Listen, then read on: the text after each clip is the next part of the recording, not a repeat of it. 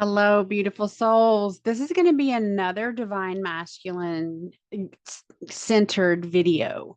And they come organically, really. I see it in social spaces. I see the disconnect. I see the imbalance. And that is what starts me communicating with the divine masculine in my own world, Lucian, Metatron, creator, Yeshua. And this is what came through today. So it's kind of, in my opinion, solely based on my opinion, I've sensed that there's been some knee jerk reaction to say, the divine feminine has done all this work to heal, and she's on this pedestal now. She's risen. She's this phoenix. All true. But what about the corresponding divine masculine? And how many men did you step on along the way that you have yet to forgive or give gratitude to? Because let's face it, most of the beings, whether they're male or female, no matter what the event is, are in our path because of soul contracted agreements. They agreed to be the villain. They agreed to be the one that told us we weren't worthy. They agreed to be the one to tell us that we were too much so that our gnosis, our inner knowing, could rise up. So in my own life, I had many, many opportunities to realize the truth. I did not grasp the lesson, and those lessons compounded upon themselves. And like you, I said, why does this keep happening to me? Does that sound familiar? Well, it keeps happening, and it will continue to happen until we get the lesson. That is the beauty of our path. Time is really only existing for us here in Earth School because we have to be in a container that gives the illusion that time is going to run out. You really don't run out of time. You can have as many lives as you need to get it right. Now, most of us in the now moment don't even want to consider having another life. We're done. We've done it all, checked all the boxes. But if you are in this moment in time, the divine feminine rising, and you're still passing judgment on the divine masculine, you're not ready.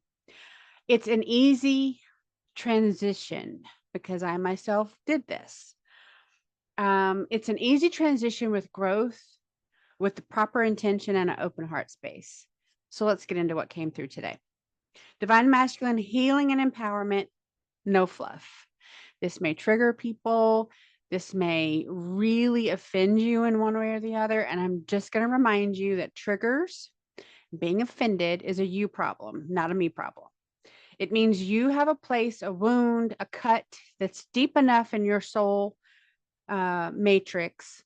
You need to be healing it. You need to go back to that event, love, forgiveness, and gratitude for all things, people, places, and things of that event to heal the wound. Otherwise, you're going to continue to be triggered. You don't control other people, you only control yourself. So, this is 10 things that the divine feminine can do to help heal and empower your divine masculine because they have woundings that are parallel to ours. So if you just pause for a minute and think about the shadow work that you have done to heal, think about some of those really traumatic events. I've said this many, many times.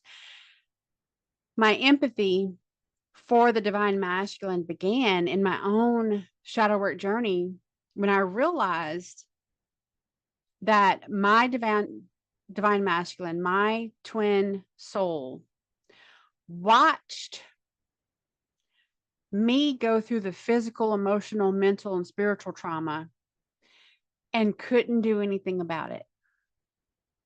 So they watched it, they internalized it, they felt guilt over not being able to protect me. And then they're told, as the patriarchal divine masculine archetype, you can only protect her by staying away. See, they've created this loop of negative beliefs that work to keep the divine masculine apart from the divine feminine. These are 10 steps that you can enact right now to help you attract your divine masculine in a spiritual, sovereign way. Number 1, witness him. Don't try to fix him. The masculine maturity doesn't unfold under pressure. You've experienced this, I'm sure. The more you poke the bear, does the bear become more compliant? No. He opens when he is seen without being micromanaged. Try this. I believe in your capacity to rise, and I'm not here to parent your pain. In that one statement, you are lifting up the confidence that he may have never heard from anyone before and acknowledging he has pain, but you're not offering to erase it from him. This one energetic stance can save years of struggle. Years. Number 2, honor his pace, not your timeline. The masculine energy integrates through action, reflection, and more action. So they do something, they reflect about it, problem solve. Did that go as planned? Did it not go as planned? What could I have done better? And then they act again, pushing them to match your speed, your path, your plan, your preconceived idea of what life should look like creates a shutdown. They recoil and it stifles their growth. So many will complain about this exact scenario when energetically you've assisted at minimum in creating it. So try this instead. Say, how can I respect your process? And his pace is his wisdom. A divine masculine really has an inner knowing, an inner compass as well, but it has been distorted like ours.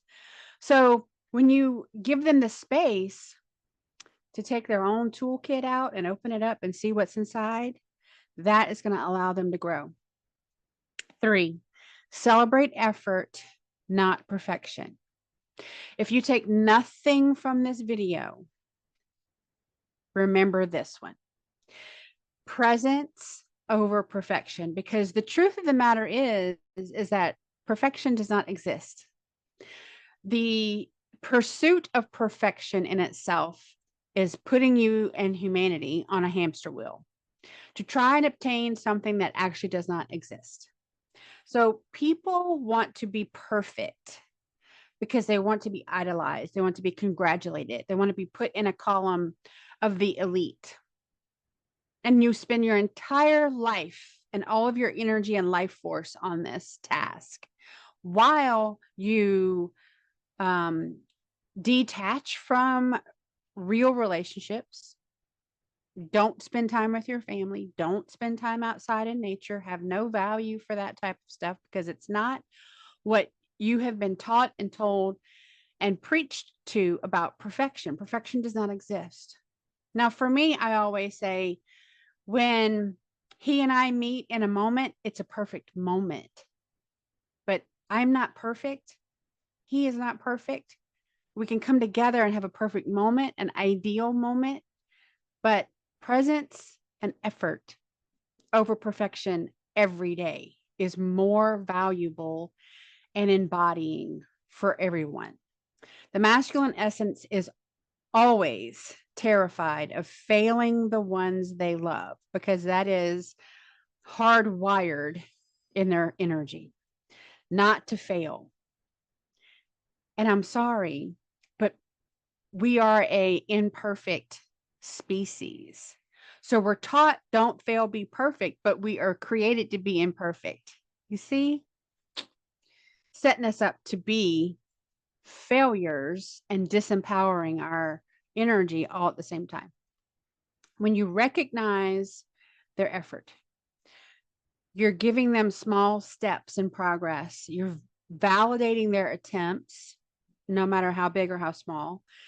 And you're giving the uncomfortable topics, the uncomfortable truths, some honesty. You become oxygen, not an evaluator. So I hear all the time, how can I magnetize my divine masculine to me? I don't want to always feel like I'm selling myself and my attributes to them. I want it to just be magnetic. This is how you do it.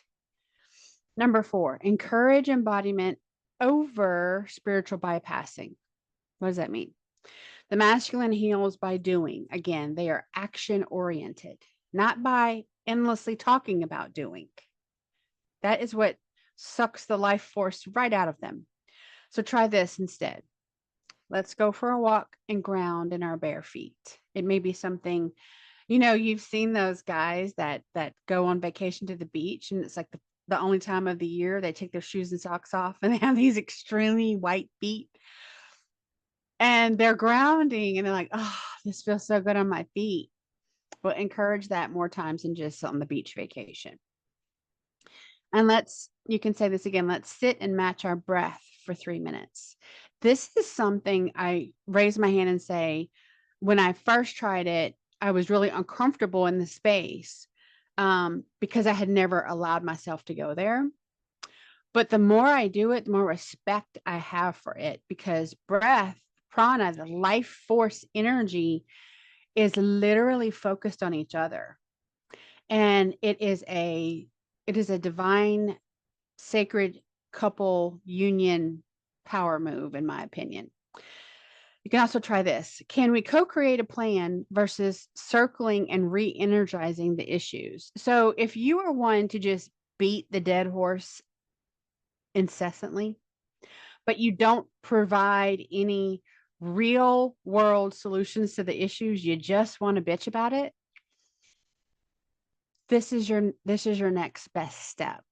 Stop with the endless noise and redirect that energy into an exit strategy, a new path, a new plan that's going to embody your freedom and put you back on the path of sovereignty instead of just being a victim. Healing is not poetry. It's action with meaning. And especially for the divine masculine, they process things in an action state. Why do you think so many of them process big ideas at the gym or outside doing things, working on the car, different things like that? They're doers. That's how they process it. Number 5, restore dignity to his emotional body. Tell him, feeling your emotions doesn't make you weak. It makes you aware. And this is a huge thing because from very young, they're told men don't cry, don't be a wuss, don't be a wimp, don't act like a girl, all these things. Society, parenting, aunts, uncles, grandparents, everyone has taught them to be in touch with their emotions is weakness, and no one will ever love you if you are. So we have to unlearn that and make it okay. We have to normalize that in a way that doesn't disempower them, that doesn't emasculate them. Okay. And from my own experience, I can say clearly that when he began to acknowledge the feelings that were causing him to act a certain way instead of whitewashing it, and he truly dug into healing, it was one of the most attractive and loving moments we've had because it's real. This is real life. This is how you create and cultivate a sustainable relationship, because you've got to be able to work through the shadows together. If you were just like, that's your path, this is my path, and I'll meet you in the bedroom, that's not a recipe for a successful relationship. Let his feelings take shape without demanding performance. Again, don't be the one like, open up and tell me all your thoughts. Tell me what you're thinking. Tell me how you're feeling, because there's no safety net there. Because are you going to criticize? You're going to laugh? You're going to judge? You're going to shame, blame, guilt them? What's your reaction there? They're not going to go there until they feel safe enough to go there. So you try this instead. I'm here when you're ready. No rush. And this is what we did in the early days of our reunion. We just sat together.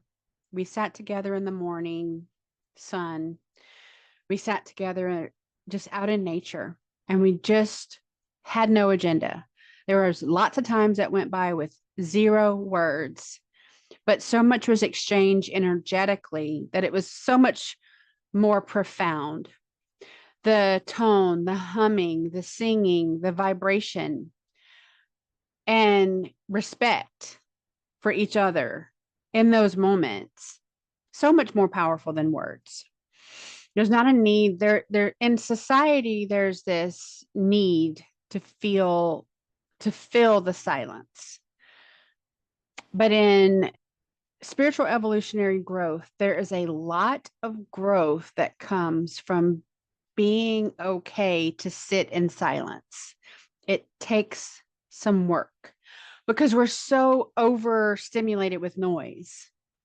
I definitely was that person too. Safety births vulnerability. And whenever you allow your partner to be vulnerable because you support them, they know that you have their back. They know that no matter what they feel comfortable enough to share with you, you're not going to take it and use it against them. That vulnerability becomes a space that you both grow into. It's not pressure to perform, it's presence over perfection or performance. 6, call his power forward. Don't shame him into it. And I witness this all the time. And honestly, I see shells of men, men that have been extremely disempowered by the people that they share their life with. And it's extremely sad. Shame destroys confidence and never has created a true leader. So instead, you can try saying, I know who you are. I see you. I see your strength. I see your courage. I see your pain. And I trust your direction. They may not have ever had anyone that they cared about say, I trust you, ever. It is a hinge moment. It can literally change their pathway. Don't say, you need to be stronger. You need to be braver. You need to be more healed. Don't do that.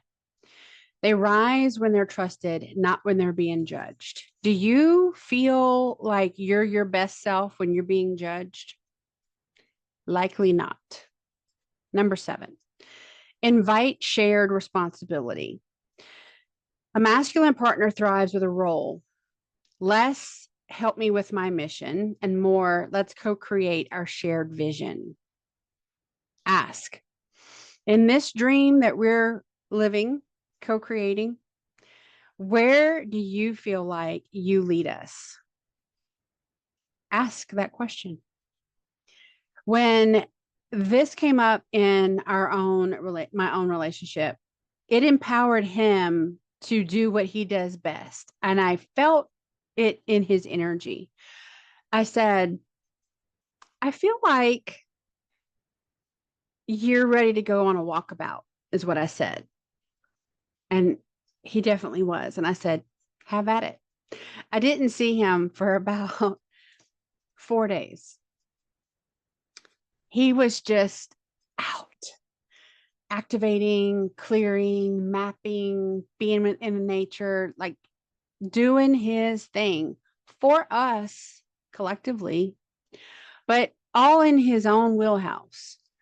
And there was check-ins, telepathic check-ins. I'm great. This is exactly what I needed, like that kind of thing. And I missed him, but when he came back, of course, there's the reunion again. So if you feel like you have to micromanage your guy all the time or nothing will get done, evaluate how much trust you put into their direction. Are they truly a screw up, or are they just not doing it the way you do it? Because that's the same with men and children. If you ask a child to fold the towels, And they do. And they're super proud of themselves. And they're kind of messy and falling all over the place, but they're technically folded. And you have a choice in that moment to go congratulate them. Thank you so much. This was such a big help. Put them in the cabinet and let them be used that way. Or disempower them and destroy their confidence and say, this is great, honey, but this is how mommy folds the towels, and redo their efforts. You have ruined that opportunity for them. And maybe people do this for with their spouses as well, or their partners. 8, offer truth without emotional punishment. Truth plus gentleness equals empowerment. You don't have to not speak the truth. You should speak the truth in a gentle tone. But truth with anger, shame, guilt, judgment, frustration, it creates defense. Think about it. If someone comes to you and they are giving you a big dose of truth, and it's in an angry tone, or they're shaming you or judging you, do you really feel empowered? Do you feel like you're being attacked? Well, it's the same.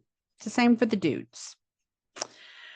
Don't go there, is my recommendation. Instead, you can say, here's how that affected me, fill in the blank, and here's what I need going forward. Clearly state what happened, how you want to rectify it so it doesn't happen again, and work together in order for that to be. Don't be the one to go, you always do blah, blah, blah, or you never do blah, blah, blah, because you're giving them a wall they can't come through. Precision plus compassion is mastery. So when you are very precise in your words, you're using words that are energy. When we speak a word, it's an energy exchange. When you watch my videos, you are digesting the energy that I'm giving you. I do my very, very best to be very clear in my statements. When we add compassion to that, that gives us a level of mastery over that energy. And that's the goal. You want to speak your words as if your words are law, because your words carry a weight and a power and an energy to them. People that throw harmful words around like they mean nothing and they have no compassion for the wounding that they're causing have a lot of growth to do. Love is the key. Compassion opens the door, and joy and laughter fuels your transformations. This is something I've said for years, and it's really, really true. It's very transformative. Number 9, let him pursue you energetically. The healthy masculine is wired for direction and pursuit. This is something they're built for. When you constantly lead, direct, micromanage, explain, show, guide, they never get to embody their own power. Many divine masculine are disempowered by the unbalanced divine feminine. Let me say that again.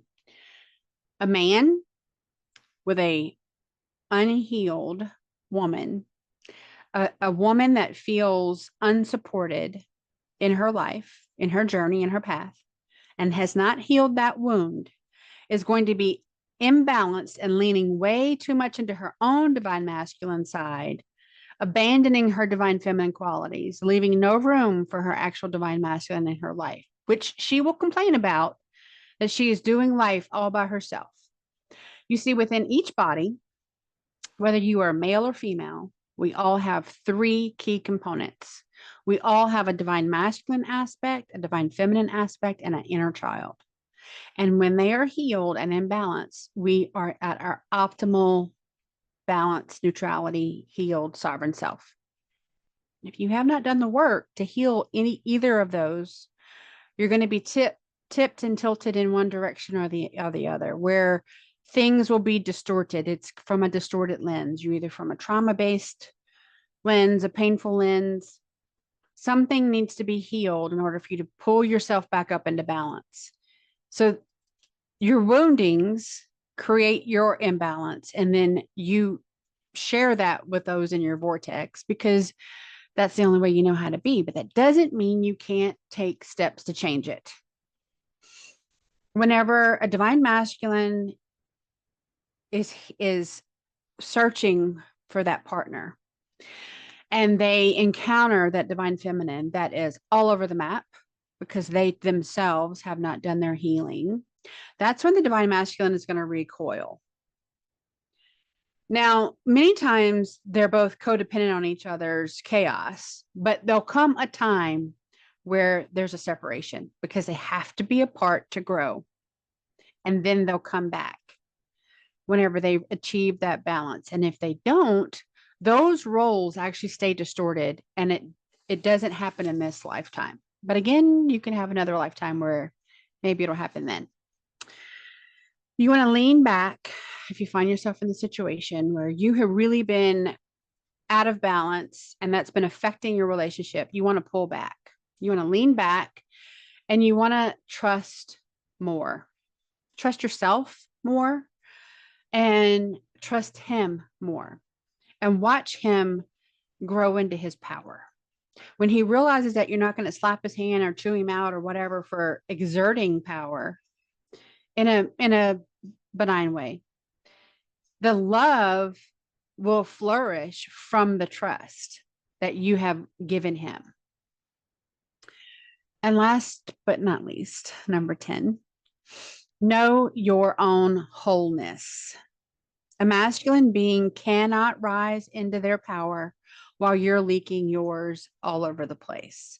Your sovereignty is like their oxygen mask. It's what they feed off of. Truly. His empowerment is a byproduct of the divine feminine being rooted and grounded in her energy. That's when he can flourish. Why? Because he's not worried about protecting, holding, creating a safe space for her in the bubble that she requires because she hasn't healed anything. No, she's sovereign, whole, safe, and motivated to do her thing. And he can be free to be in his power.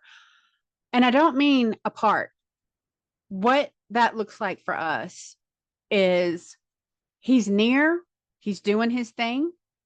We telepathically communicate, or I walk by and I give him a little brush on the shoulder. It's just an acknowledgement. I see you, you're building, you're creating. I love it. I'm going to go do my thing. It's more unspoken support energetically than the words, but it's powerful and it means the world.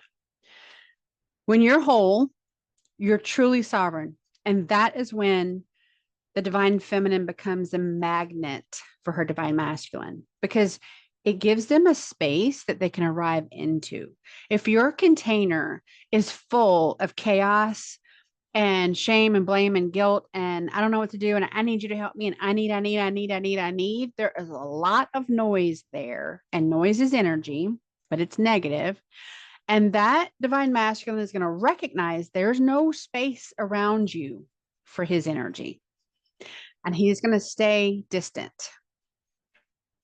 When you're whole, he has the free will choice to choose you because there's room for him in your vortex, in your container, not under pressure to rescue you from circumstances that are yours to deal with. The divine masculine heals through being witnessed instead of being tried, to fix him. Respect instead of control, encouragement instead of pressure, and sovereignty instead of dependency. And the divine feminine empowers him most by being in her highest frequency, standing as her own sovereign power, grounded, rooted, receptive, soft, balanced, and real. Real.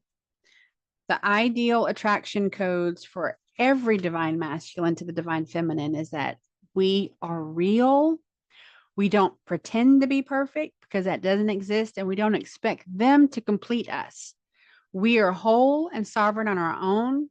We want them to be whole and sovereign on their own so that we are two sovereigns that come together magnetized by frequency, power, and love, respect, reverence for each other.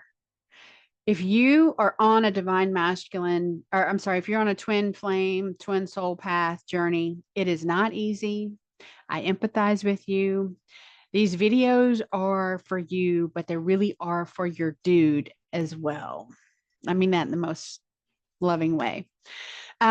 Because they have been as attacked and distorted and oppressed and mind manipulated as much as the divine feminine. They didn't only attack us, they attacked us individually, similarly. Again, our wounds are their wounds are our wounds. So if you're rising and you're in your phoenix state, don't forget to turn around and extend your hand to your divine masculine. If you are single and you have just like given up on dating, I just want to say if it's in your soul path that you have a soulmate of whatever type, you'll know by their energy. And don't waste your energy on anybody else that is not honoring yours. I'll see you again next time.